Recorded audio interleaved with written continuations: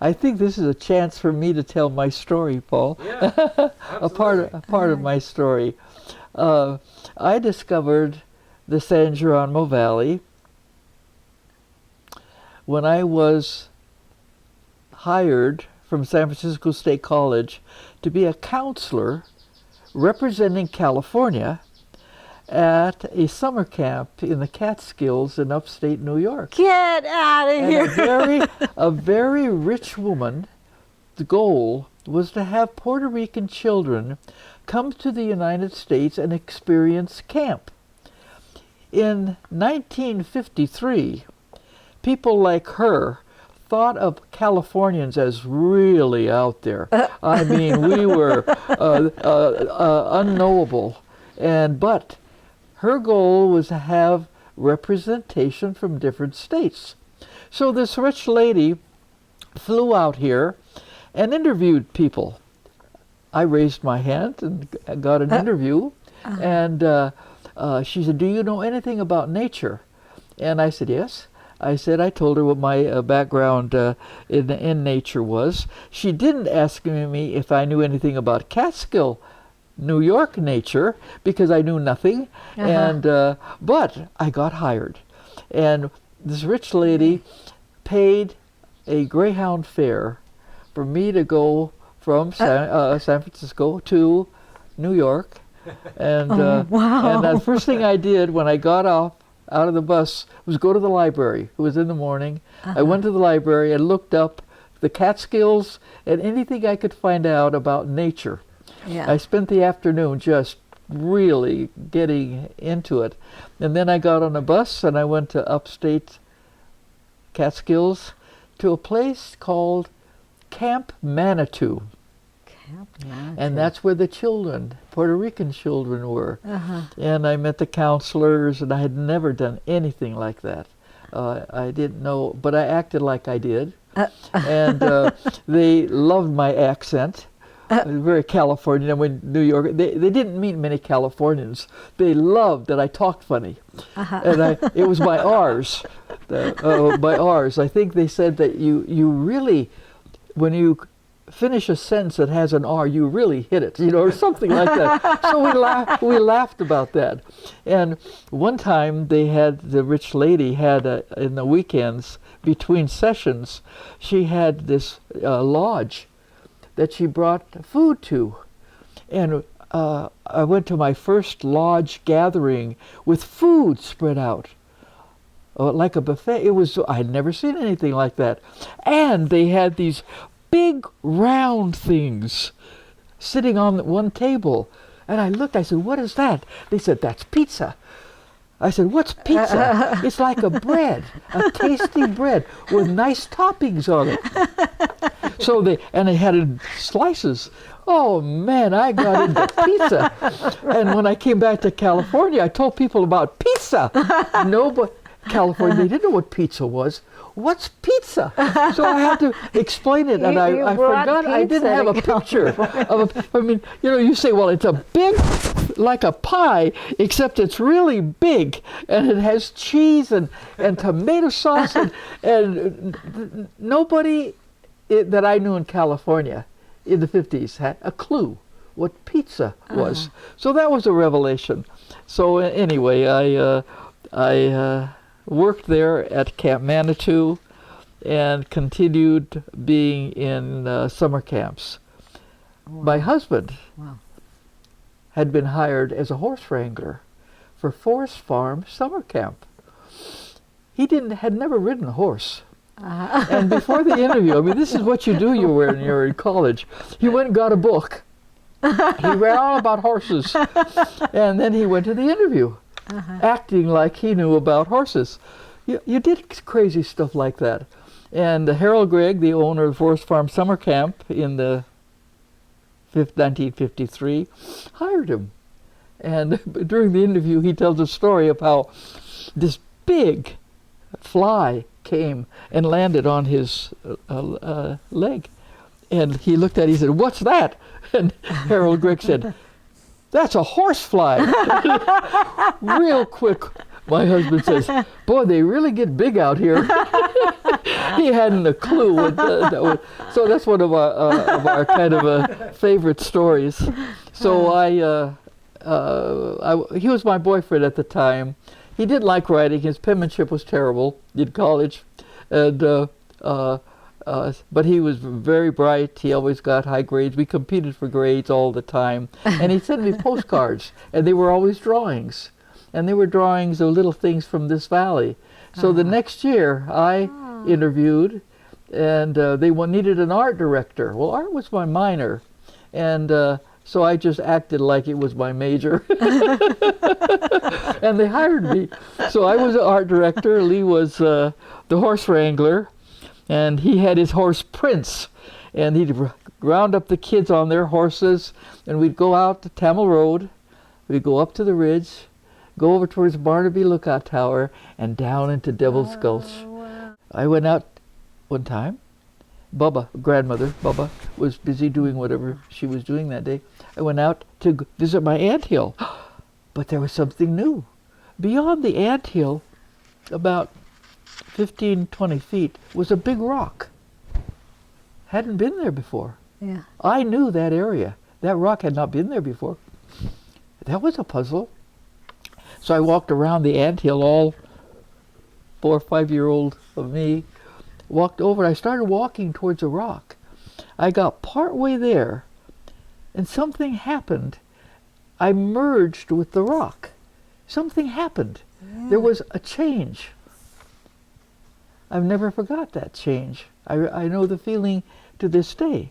And it just gave me a different sense of who I was in relationship to my environment. And I was like 5 years old. Wow. Never left me. That Wow. has never left me. So discovering the valley Yeah. and seeing where it might go with the 61 master plan, 20,000 people, 5,000 homes, no way.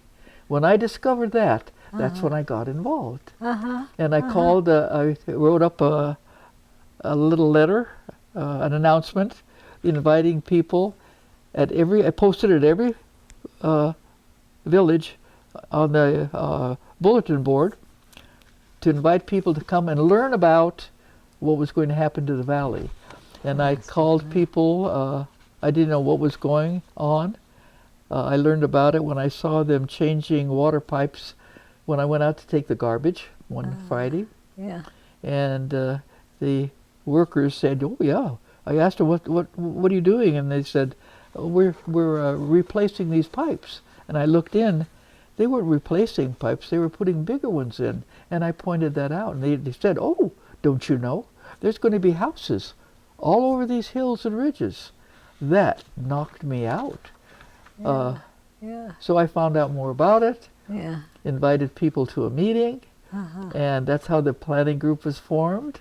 I founded the planning group. Well, I founded first the community center, and then later the planning group. And then we learned about what was going to happen and how to get involved. Yeah. And I'm pretty good at getting involved and organizing. And I just went ahead and did what seemed to be the right thing to do. Yeah. Had a lot of support, a lot of people who are no longer around. I've outlived so many, it seems. And so my story goes back to that time. So when we do a project like this, I'm just so excited to hear how others discovered the valley Yeah. and are here, what they do. Yeah. And it's always something comes from the heart as well as the head. Yeah. And Yeah. the way you describe it is unique, very quick and expressive and clear, and it'll be a real asset to what we're doing. So I'm so glad that we met. And then I knew the name Joan Diamond kept ringing a bell with me. And then I finally figured it out while we were sitting here. When Phil Arnott crossed over, Yes. Sandy wanted to have something, a memorial for him. And Right, and she- not at Roy's Redwoods. We felt that wasn't the best place. Community center wasn't quite right. And so I had learned and read about the Presbyterian Church renting space. So I told Sandy, and I said, I checked it out. I said, you got to talk to a lady named Joan Diamond. And Right, she right. followed up. Yeah, lovely yeah, woman. she followed yeah, up. yeah. And I was Yeah. the master of ceremonies for that event. Sandy asked me to do that, and it was a real privilege to meet with, I don't know, 60, 70 people there remembering Phil. Right. And that was wonderful. But I remember the name. It's Diamond. Yeah. It's a fun name and easy to remember. And so I didn't know I knew Joan. I founded the community center. I founded the planning group. Been active in There's both. nothing to say about that. That's such a huge contribution. I That part you couldn't know. even. I didn't really know. I mean, I Oh, remember okay. meeting you actually a couple weeks ago. We had our first little social. Yes. That was it. That was when you spoke and you Oh. came out, and you really made an impression on me Oh. as an elder who just has so much vibrancy. You know, I just. Oh, yeah, thank you. Just really. Oh, all right. Well, But I that, remember you saying that you had something to do with starting the yeah, community center. Yeah. Well, the short version, when Paul was going to start kindergarten, I envisioned that he would be going to school in the community center. That was to me that was still the school. I didn't know the details, but I remember saying, okay, Paul's going to start kindergarten, so I have to go to school board meetings and find out what they're doing. And so I went to my first school board meeting, which was in the community center. That's where the school board met. I was sitting there in the back. I usually sit in the back. I like to see what's going on, Yeah. and broadly. And I was sitting there, and all of a sudden, I heard this board member say, and then we're going to tear down this building and we'll make a parking lot. And all of a sudden, this lady stood up in the back and said, I'll lay down in front of the bulldozers first. And it was me. It just sort of came out. This lady spoke. Yeah. And so I got excited, and I met with the board, and I offered an alternative. I said, I told them my background. I said, we don't have enough art for children. I said, how about if I lease this building for a year and make it an art center? Oh, they liked that idea. Wow. And so I did. We had classes after school for the kids, all kinds of classes for the kids at that time, and it was very successful. At the end of the year, the parents who were bringing their kids there, Gene, you got to lease this again. You got to lease it again. Have an art center. I said, no. I said, what we need to do is come together and we do this together as a group. He said, well, one guy said, you need to make a corporation. I said, what's a corporation? And he said, and he told me. And I said, well, how do we do that? He said, well, I'm a lawyer. I can set it up. I said, good. You set it up and you tell us what to do. And he did. His daughter was mentally retarded. And she had a fabulous time coming to our classes. He was so grateful. So he wrote up, I don't even remember his name. He wrote up this thing and we incorporated, and that was the beginning of the community center. Wow. And then I stayed on the board from 1968 till 1981, I think. I was on the board 30 years. Wow. And then I decided they didn't need me anymore and had other things I was going to put more attention to as I was getting older. But that was the beginning of that.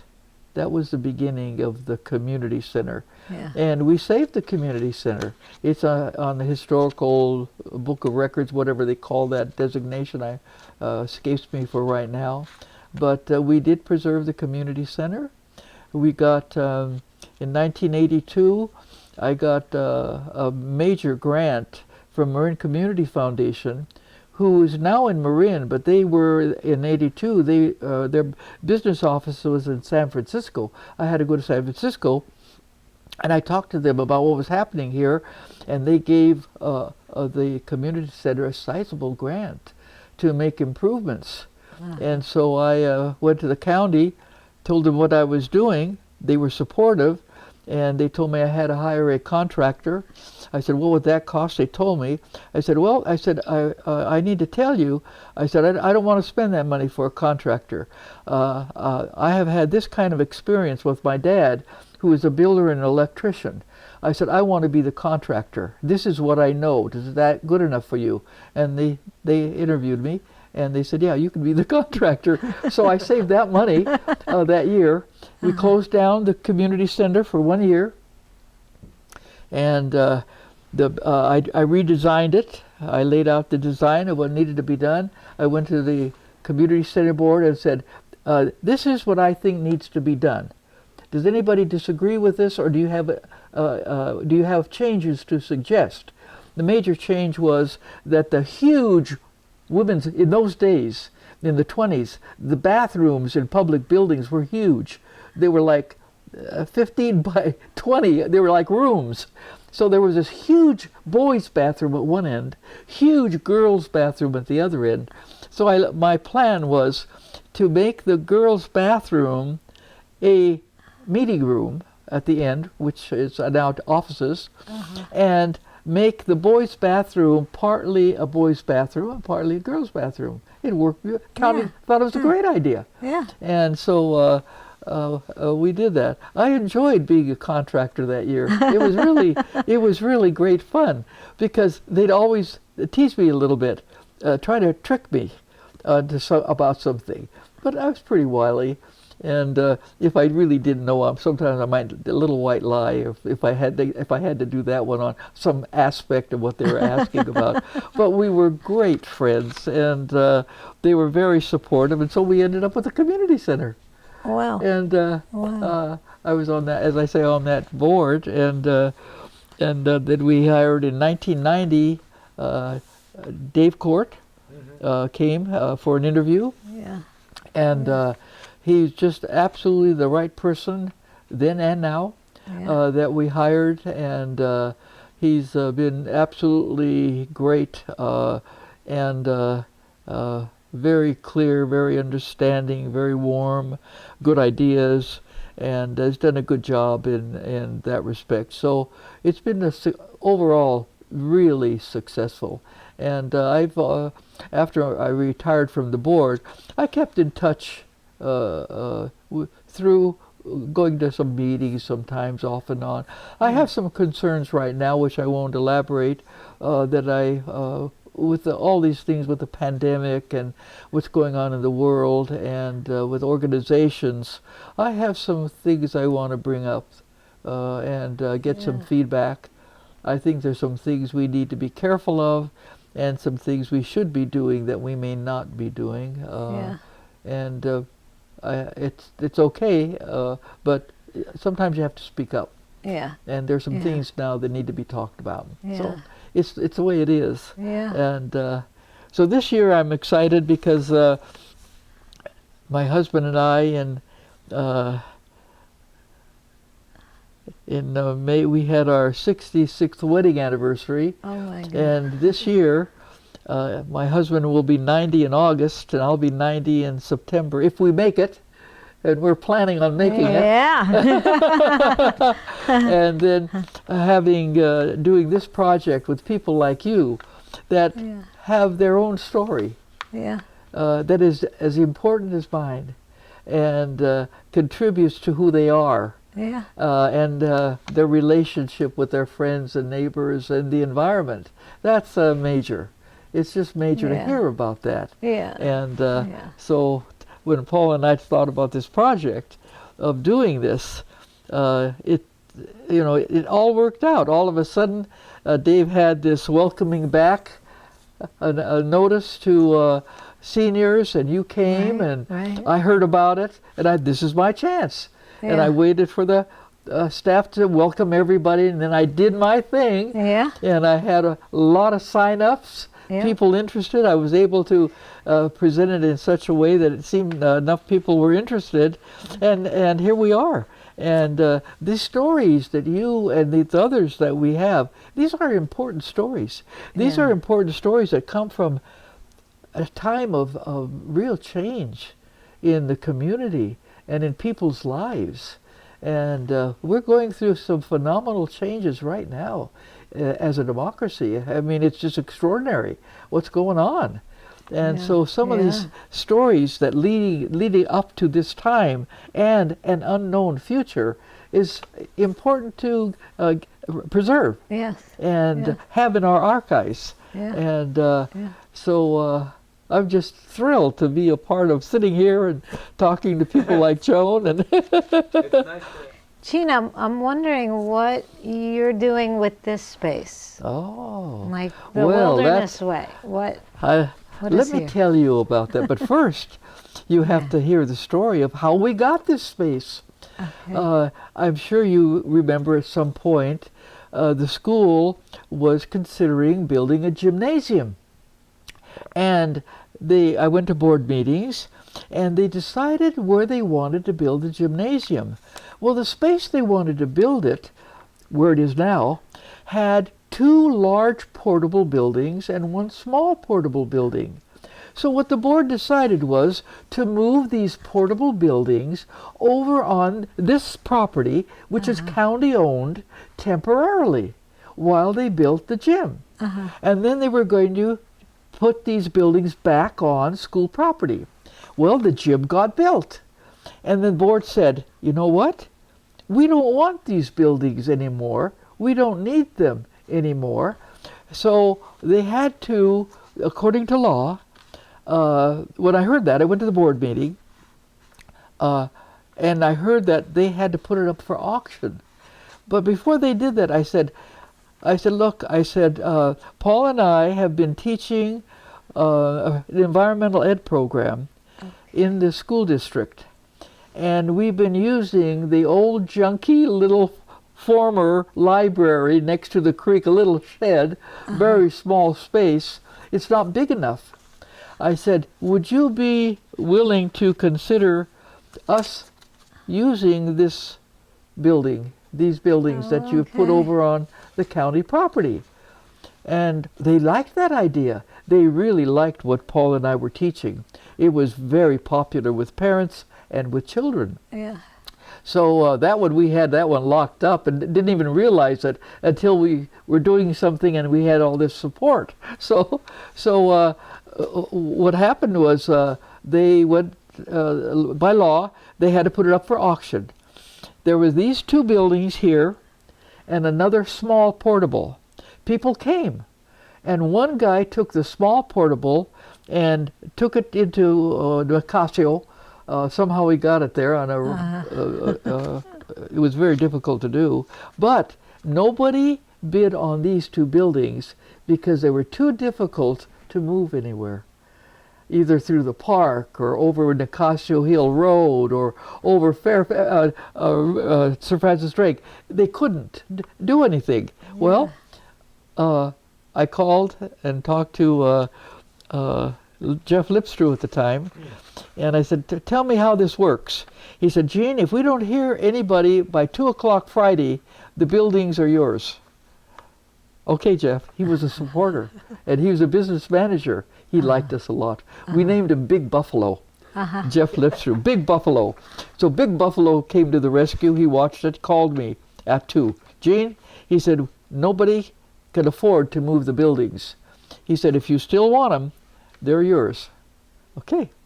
We got them moved together, so they were together. We have the 2 rooms. And and we made this room into what you see. And that is, over here we have the tracking materials and how you track.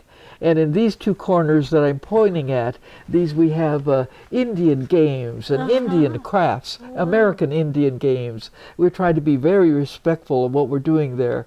And pump drills And then over on the far side here, we had them make spirals. Spirals are an important design in many American Indian tribes. And so we utilized that to create some art pieces and some poetry that was woven through the design.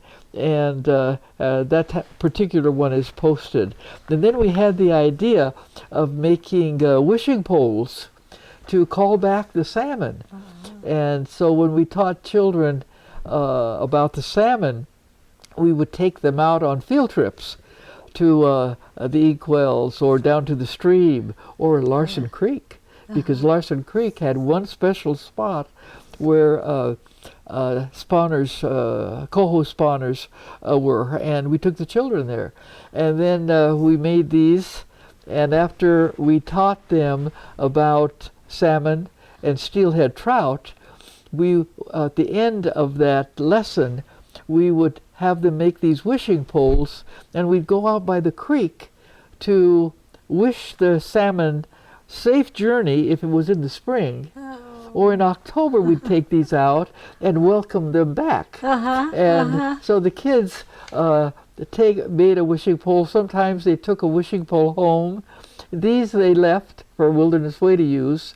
And we would have like the oldest child and the youngest child carry this to the next spot to watch this, whatever. We had all these little fun things that we did. And the pandemic quit that, stopped that, and my own health issues stopped that for a little bit, and we're getting ready to start again. One of the major things that we did was to create these salmon signs like those that are above here on the wall, and you see one over there that's crossed. And right here. This is a salmon crossing sign. I can move away here. And the children cut these out, painted them, and Paul and his dad and a parent from time to time put it on a pole, and we have these at major crossing areas in the valley, in the park, and in Fairfax. Just before the pandemic, we took them down because they needed to be touched up. And lo and behold, the pandemic occurred, and we never got them back up yet. And so now we have them all renewed, painted, and we're going to be getting them back up and hopefully get some parents and kids to do that. So this room is to teach about Wilderness Way activities related to the environment. Some of it is tracking. Kids learn how to track. And some of it has to do with American Indian beliefs, games, crafts that they do. And I would say, let's see, did I leave anything out there? That's pretty much pretty environmental. With middle schoolers, they often, like I said, they do drawings. We had them do some drawings. One major thing, are you familiar with the mural on the outside of the building? Yes, with Connie Smith Siegel. That mural started with my husband did the 2 drawings on prints at home. And I told him we wanted to do a mural. So he suggested these 2 facing images related to salmon, and I looked at that and I took it to school. I showed the kids, they loved it. And so what we did was we had a math art project, and the kids learned how do you put a drawing this big and a wall that's 40 feet by 15 feet tall. So they had to come out and draw lines to make spaces, and we had a whole thing wrapped around the math part of that. When we got the building marked in squares and all, then they took the drawing from a page and had to figure on another page how to put that drawing on the squares to fit a 40-foot building. So there was a big deal here. How do you do this? So these 5th, 6th graders at that time came out. Paul and his wife set some things up. Couldn't allow them to climb on scaffolding, so they did all the lower part as far as they could reach. And then Paul and his wife Tina did the drawings of the upper part that was needed. And then when all that was done, and they were in blocks like this, marked, then each child took a block, and that was their area that they had to paint. But they had to make sure that their paint connected to the person on the right, the person on the left, the person above, and if there was one below, they had to make it work. It wasn't just, I'm going to draw what I want. It was a project that was going to be a mural 40 feet wide. And so there's a different thing here. It's just not me. It's us. Right. It was a whole other thing. Teamwork. And they teamwork. And that's right. It was teamwork. Yeah. And a lot of kids in middle school are, as you know, and we all were very selfish. We knew everything. Nobody could tell us. And yet here was opportunities really to work together and create something that they could not do by themselves. Gene, can you tell me about what's happening in the other room? Oh, yeah. Well, yes, Joan, that's exciting, because when we got the building, we got two buildings. I was thinking it'd be one, but we got two buildings, and so we decided, the board, community. The Wilderness Way board decided that this would be for what you see, materials, educational materials and projects that you see completed for children in the school district, Lagunitas and San Geronimo. But the other room we decided would be for any free meeting space for any groups, especially environmental groups or groups that were dealing with like the Verge, the disaster preparedness group. We invited them to come, and they did for several years, and had their meetings here. We didn't charge them anything, and they had their meetings here. And some groups came. A county came on a couple of occasions.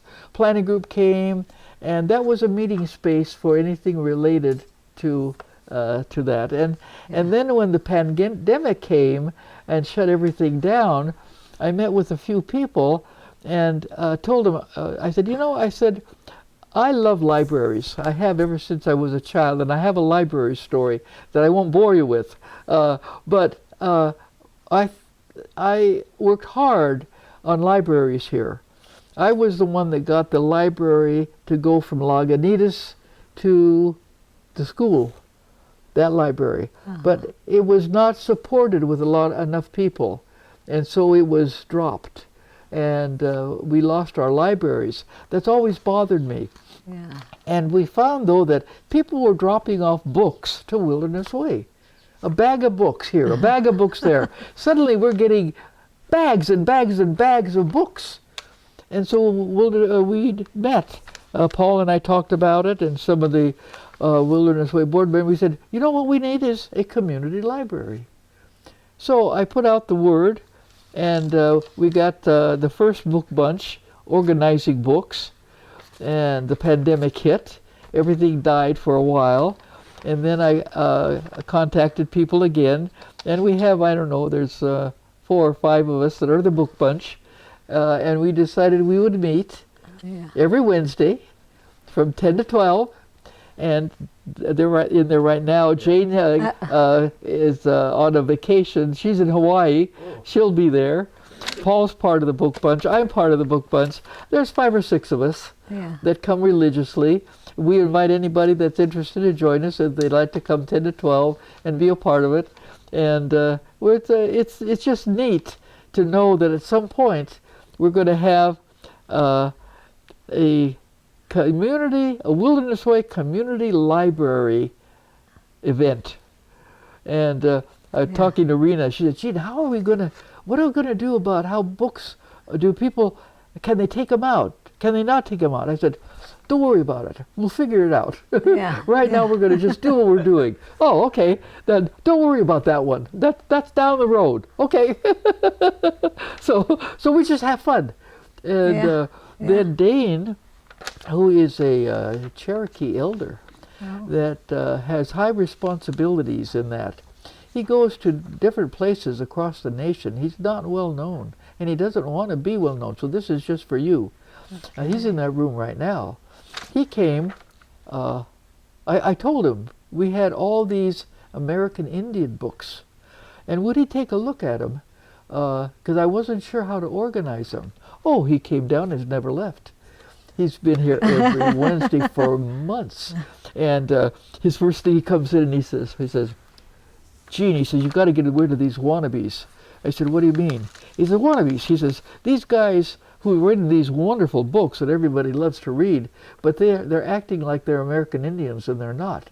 Good books. Yeah. But you don't mix them up with, I said, oh, Dane, perfect. Yeah. I said, fix it. He said, well, I'm going to have to move he said, I fix it. Yeah. Do it, Dane. We can't get rid of them. I love them. I just love them. Yeah. A lot of, it's you know what also occurs to me, kind of a PS here. It's dawned on me before, but more profoundly, that we don't have a lot of children in school, in the school district.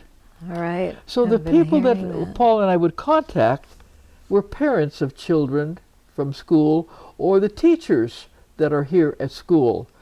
But there is an enormous number of residents who don't have children in school. And that really registered with me that those people have no idea what we do here. They don't have a clue. The kids love these games. So we'd come back from a hike or whatever, we'd have these games spread out. They're folded up over there. We have 5, 6, 7 of them. We spread them out, and then the kids compete like American Indian Miwoks did in their time, and the kids love it. They love the games, and kids love games, and the games are cross culture. You find all kinds of games in different cultures, and as you know, and so we have these that make a connection to American Indians. We're blessed right now with something that's just happening in the last year, and that is the movement in many areas, but the one I'm focusing on right now is the Miwok groups, 2 of them, that have found their voice and are demanding to be heard. Yes. And I learned about them through Nancy, who works closely with them. She helped them with a website, the Coast Miwok. And then I talked to her, and we invited them to visit here. I wanted them to see what we were doing with Indian crafts and Indian games, and if they had any suggestions or criticisms that we could do better or improve or correct, however that worked. And all they did was look. They didn't say much. They're in a we're back. We're organizing our own group. Yeah. And eyes and ears are out. So we'll see where that goes. Yeah. I think they have a good voice. I've had a couple of suggestions. One of them they adopted. They came to the Marin Municipal Water District Technical Advisory Committee, which I'm on. We meet every quarter, every 3 months. And all we do is we meet to see that the MMWD is doing the right thing in keeping streams taken care of so the salmon can come back. This is because they built a dam. And when they built a dam near the turn of the century, they did not do anything about taking care of salmon. State of California said, MMWD, you're bad boys, bad girls. You can't do that. You have to do X. And so they did X, and they created a committee to meet quarterly to make sure they're doing X. Oh yeah. And I raised my hand. Yeah. I've been on that committee ever since. With Phil Sauter, is the he and I go every quarter and make sure, and they are very good. They didn't know what they were doing. They didn't know what woody debris was or why it was valuable. And I watched that process. Just step back.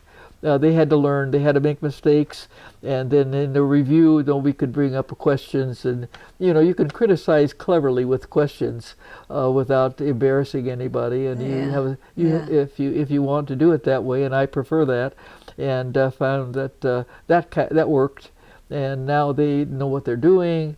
They've been doing it correctly. It's a pleasure to go quarterly and get reports that they do with pride, and to be a part of that from zero to where we are today. And all of it is centered around helping steelhead trout and helping coho salmon. Yeah. So it's an exciting time to be a part of that. I don't know where that will go, who will carry it on. I know Paul will. But we'll see.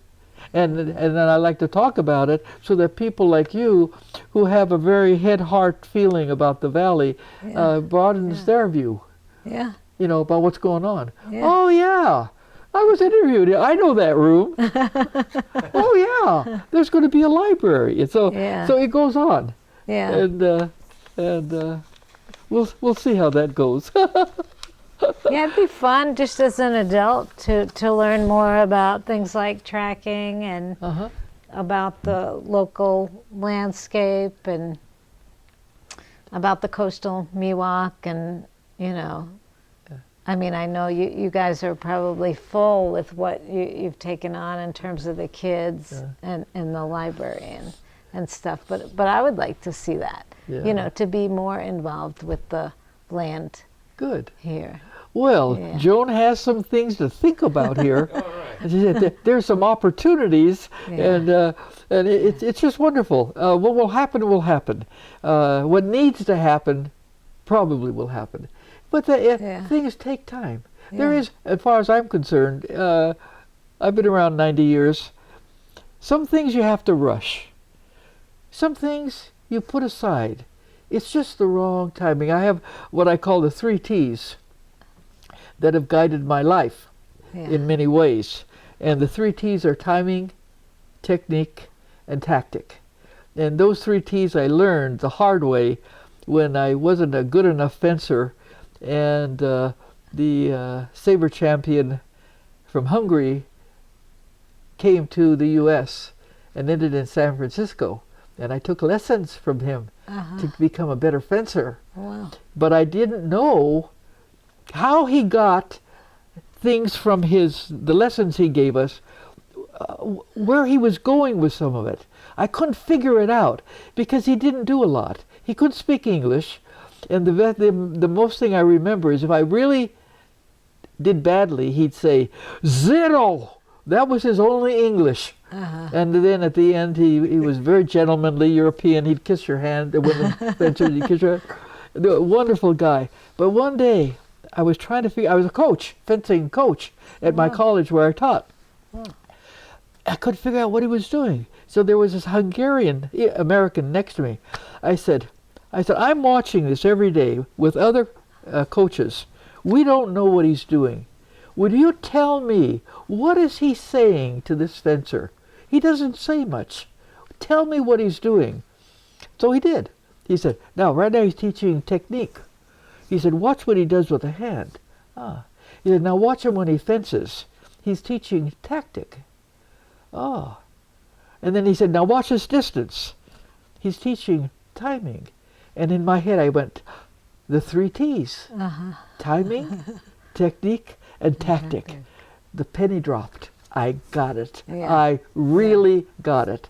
But more than that, not only did I have that as a fencing coach with my students, it became a thing in my life, too.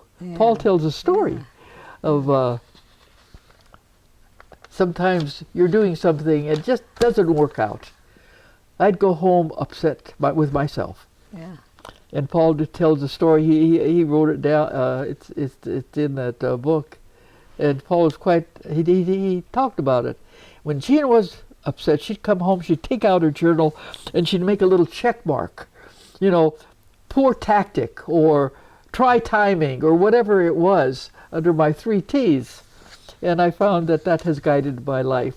Yeah. Timing, technique, and tactic. And it comes from a place of just looking up, you know, opportunities and backing off, moving forward when you need to in that relationship. So a lot of people do that, people that are very experienced, and they do it in their own way. And my way is the 3 T's. Yeah. Well, I really appreciate hearing that. It makes me think of that song. The song is always stuck in my head, the Gambler. You got to know when to hold 'em, know when to fold 'em, know when to walk away, know when to run. You know, like, you know. That's great. Now, Paul, did you get that? Oh, yeah. Oh, so, that's wonderful, Joan. It's like, know when to hold up, know when to fold up, know when to walk away, and know when to run. Yeah.